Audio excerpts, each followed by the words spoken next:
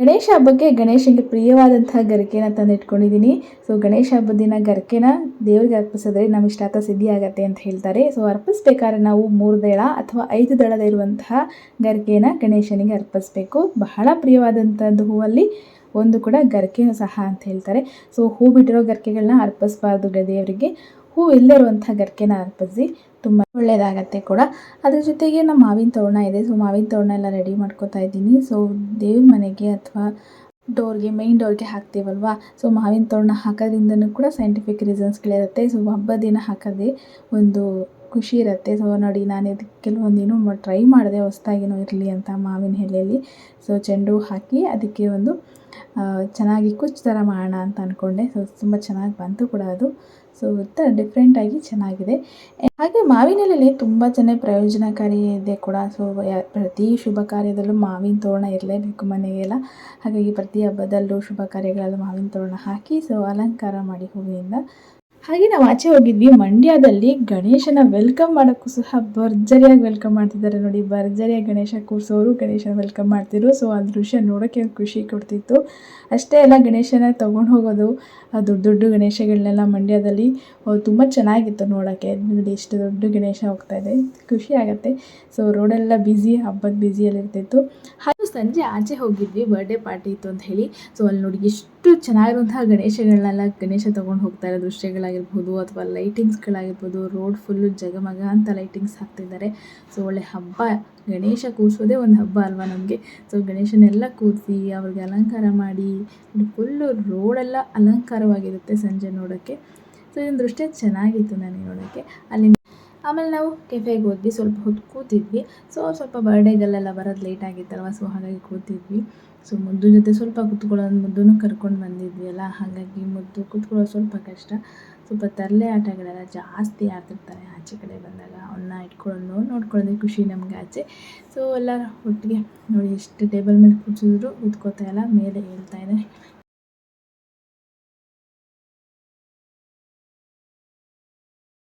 ಒಂದು ಕಡೆ birthday girl birthday ಮಾಡ್ಕೋತಾ ಇದ್ರೆ, ಇನ್ನೊಂದು ಕಡೆ ರೆಸ್ಟೋರೆಂಟಲ್ಲಿ ಫುಲ್ಲು ಮುದ್ದು ಓಡಾಟನೇ ಜಾಸ್ತಿ ಆಗಿಬಿಟ್ಟಿತ್ತು.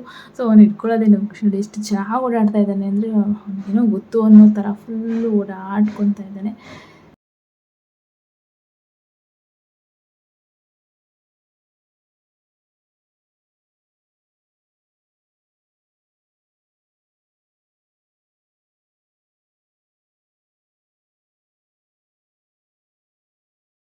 ಕೇಕ್ ಕಟಿಂಗ್ ಆದಮೇಲೆ ಸೊ ಕೇಕ್ ಅವರಿಗೆ ವಿಶ್ ಮಾಡಿ ನಾವು ಅಲ್ಲಿಂದ ಆಲ್ಮೋಸ್ಟ್ ಬೇಗನೆ ಬಂದ್ವಿ ಅನಿಸುತ್ತೆ.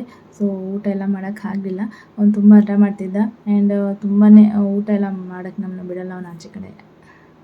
ನೋಡಿ ಎಷ್ಟು ಚೆನ್ನಾಗಿ ನೋಡ್ತಾ ಇದ್ದಾನೆ ಫೋಟೋ ಕ್ಯಾಮ್ರಾನ ಅವನು, ಗೊತ್ತಿರೋ ಹತ್ರ. ಹಾಗೆ ಬರ್ತಾ ಅಲ್ಲಿ ದೃಶ್ಯ ಇದೆ, ನೀವೇ ನೋಡಿ.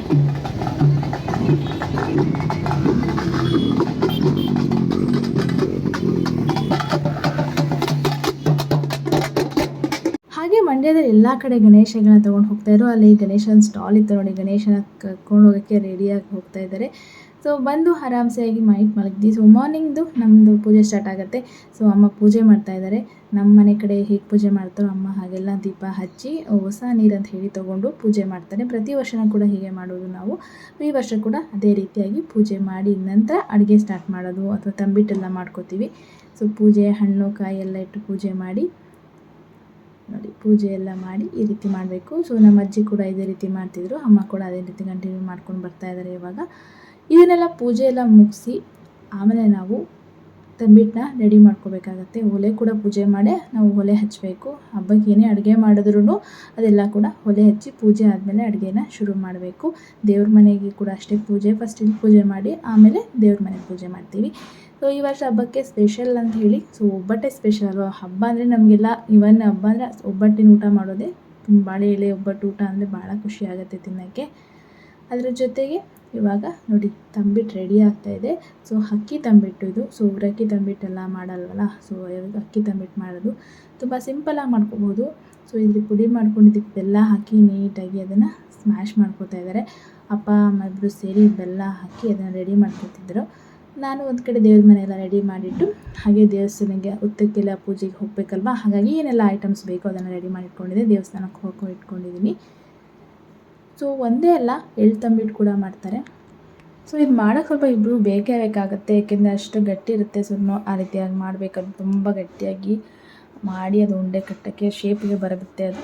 ಸೊ ಬೆಲ್ಲ ಕರಗಿದ ತಕ್ಷಣ ಶೇಪ್ ಬರುತ್ತೆ. ಸೊ ಬೆಲ್ಲ ಜಾಸ್ತಿನೂ ಹಾಕೋಬಾರ್ದು, ಕಮ್ಮಿನೂ ಹಾಕೊಬಾರ್ದು, ನೋಡಿ ಹಾಕ್ಕೊಂಡು ರೊಟ್ಟಿ ಮಾಡ್ಕೊತಾರೆ. ನೋಡಿ ಒಬ್ಬರು ಹಾಕ್ಕೊಂಡು ಈಗ ಅಮ್ಮ ಬೆಲ್ಲ ಎಲ್ಲ ಹಾಕ್ಕೊಂಡು ಮಾಡ್ತಾಯಿದ್ದಾರೆ. ನೆಕ್ಸ್ಟು ಎಳ್ಳು ತಂಬಿಟ್ಟು ಕೂಡ ಅಷ್ಟೇ ತುಂಬ ಚೆನ್ನಾಗಿ ಬೇಗನೆ ಮಾಡ್ಕೊಬೋದು. ಇದಂತೂ ಇದನ್ನು ಕೂಡ ಮಿಕ್ಸಿ ಸ್ವಲ್ಪ ಪುಡಿ ಮಾಡಿಕೊಂಡು ಅದಕ್ಕೆ ಬೆಲ್ಲ ಹಾಕ್ಕೊಂಡು ಈ ರೀತಿ ಎಲ್ಲ ಗಟ್ಟಿ ಮಾಡ್ಕೊತಾ ಇದ್ದಾರಲ್ಲ ಆ ರೀತಿ ಮಾಡಿದ್ರೆ ತಂಬಿಟ್ಟು ರೆಡಿ ಆಗುತ್ತೆ. ಸೊ ಒಂದು ಕಡೆ ವೈಟ್ ಕೂಡ, ಅದ್ರ ಜೊತೆ ಎಳ್ಳು ಕೂಡ ರೆಡಿ ಆಗಿದೆ. ಅಕ್ಕಿ ತಂಬಿಟ್ಟು ಜೊತೆಗೆ ಎಳ್ಳು ತಂಬಿಟ್ಟು, ಸೊ ಎರಡನ್ನೂ ರೆಡಿ ಮಾಡಿಕೊಂಡು ಈಗ ಅದನ್ನು ಒಂದು ಪ್ಲೇಟ್ಗೆ ಇಟ್ಕೋತಾರೆ. ದೇವ್ರ ಮನೆಗೂ ಒಂದಿರುತ್ತಾ, ಅದ್ರ ಜೊತೆಗೆ ಹುತ್ತು ಪೂಜೆಗೂ ಒಂದು ತೊಗೋತಿದ್ದೀವಿ. ನನ್ನ ಬ್ಯಾಂಗಲ್ಸ್ ಎಲ್ಲ ರೆಡಿ ಆಗಿದೆ.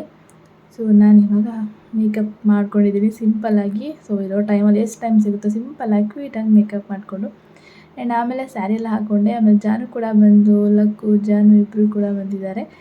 ಸೊ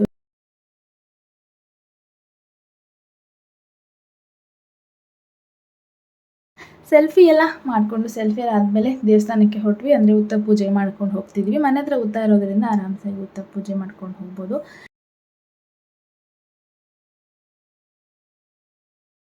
ಕೆಲವರು ದೇವಸ್ಥಾನದಲ್ಲಿರುವಂತಹ ವಿಗ್ರಹಕ್ಕೂ ಪೂಜೆ ಮಾಡ್ತಾರೆ, ಅಂದರೆ ನಾಗರ ವಿಗ್ರಹಕ್ಕೂ ಪೂಜೆ ಮಾಡ್ತಾರೆ. ಇದು ನಮಗೆ ಇಲ್ಲಿ ಹುತ್ತ ಇರುತ್ತೆ. ಸೊ ಹಾಗಾಗಿ ಹುತ್ತಕ್ಕೆ ಪೂಜೆ ಎಲ್ಲ ಮಾಡ್ತೀವಿ. ನಾನು ಮನೆ ಹತ್ರನೇ ಇರೋದ್ರಿಂದ ತೊಂದರೆ ಆಗೋಲ್ಲ. ತುಂಬ ಇಲ್ಲೆಲ್ಲ ತುಂಬ ಹಾವುಗಳಿದೆ ನಿಜ, ಬಟ್ ಈ ರೀತಿ ಎಲ್ಲ ಆದಮೇಲೆ ಅದನ್ನು ಕ್ಲೀನ್ ಮಾಡ್ಕೋಬೋದು, ತೊಂದರೆ ಏನಾಗಲ್ಲ. ಹಾವಿಗೆಲ್ಲ ತೊಂದರೆ ಕೊಡಬಾರ್ದಲ್ವ ನಾವು. ಹಾಗಾಗಿ ತುಂಬ ಜನ ಬಂದು ಇಲ್ಲಿ ಪೂಜೆ ಮಾಡ್ಕೊಂಡು ಬರ್ತಾರೆ. ಸೊ ನಾವು ಪೂಜೆ ಮಾಡೋಣ ಅಂತೆಲ್ಲ ಮಾಡ್ತಿದ್ದೀವಿ. ಆ್ಯಕ್ಚುಲಿ ಮಳೆ ಬರಲ್ಲ ಅಂತ ಅಂದ್ಕೊಂಡಿದ್ವಿ, ಮೋಡ ಇತ್ತು. ಸೊ ಹಾಗಾಗಿ ಬೇಗನೆ ಪೂಜೆ ಮುಗಿಸ್ಕೊಂಡು ಬರೋಣ ಅಂತ. ಬಟ್ ಮಳೆ ಸ್ಟಾರ್ಟ್ ಆಯಿತು, ಸಖತ್ತು ಮಳೆ ಬಂತು.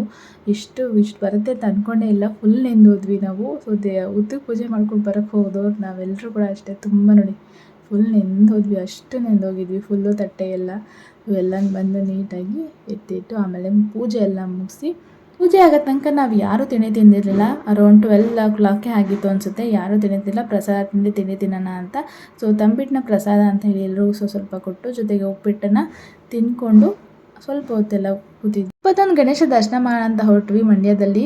ಹೋದ್ವಾ ಏನಾಯಿತು ನೆಕ್ಸ್ಟ್ ಬ್ಲಾಗಲ್ಲಿ ಬರುತ್ತೆ, ನೋಡ್ತಾ ಇರಿ. ಅಲ್ಲಿಂದ ಮುಗಿಸ್ಕೊಂಡು ಬಂದಮೇಲೆ ಸೊ ಅಮ್ಮ ಬಿಸಿಯಾಗಿ ಅಡುಗೆ ಮಾಡಿಟ್ಟಿದ್ರು. ನೋಡಿ ಇಷ್ಟು ಐಟಮ್ ಇದೆ. ಒಬ್ಬಟ್ಟು ಒಂದು ಮಿಕ್ಸ್ ಆಗಿದೆ, ಬಜ್ಜಿ ಒಬ್ಬಟ್ಟು. ಬಟ್ ಇಷ್ಟೆಲ್ಲ ಊಟ ಮಾಡಿ ಆಮೇಲೆ ಸ್ವಲ್ಪ ಹೊತ್ತು ರೆಸ್ಟ್ ಮಾಡಿದೆ. Thank you so